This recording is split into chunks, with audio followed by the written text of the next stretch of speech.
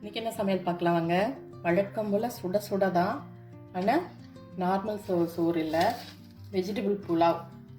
நான் ஒரு மாதிரி கொஞ்சம் தேங்காய் பால் விட்டு ஒயிட்டாகவே செய்வேன். நான் காரம்லாம் அதிகமாக போடாமல் அந்த மாதிரி செய்வேன். பட்டை கிராம்பெல்லாம் நான் போடவே மாட்டேன். நான் இதுக்கு இந்த ஒரே ஒரு இந்த ஸ்பைசி ஆல் ஸ்பைசி எல்லாம் மட்டும்தான், வேறு எதுவுமே நான் போட மாட்டேன். அந்த மாதிரி பண்ணியிருக்கேன் நான். ஆக்சுவலாக இன்றைக்கி நான் மலாய் கோஃப்தா கறி தான் செய்கிறதா நான் பிளான் பண்ணியிருந்தேன். மலாய் கோஃப்தா தான் இது. ஆனால் கறி அந்த பன்னீர் பட்டர் மசாலா செய்வோம் இல்லைங்களா, அந்த மாதிரி கறி. ஏன்னா ஃபுல் டே கரண்ட்டு கிடையாது. காலையில் 9:30 மணிக்கு போனது தான். இன்னைக்கு ஈவினிங் 5 o'clock மேலே தான் பவர் வருமா. ஸோ இதுக்காக அந்த கேஷ்யூ ஆனியன் எல்லாம் அரைக்கணும் இல்லையா, அதெல்லாம் அரைக்கவே முடியாது. ஸோ என்ன பண்ணுறதுன்னு பார்த்தேன்.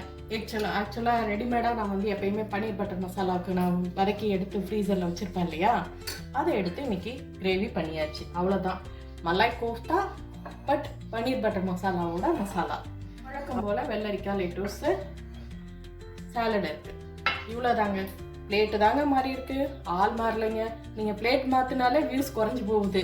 அதே பிளேட்டு அதே மாதிரியே சர்வ் பண்ணணும்னு நினைக்கிறீங்க. கொஞ்சம் டிஃப்ரெண்ட்டாக நான் சர்வ் பண்ணியிருக்கேனே, பாருங்களேன். இதையும் பார்த்து ரசிங்களேன்.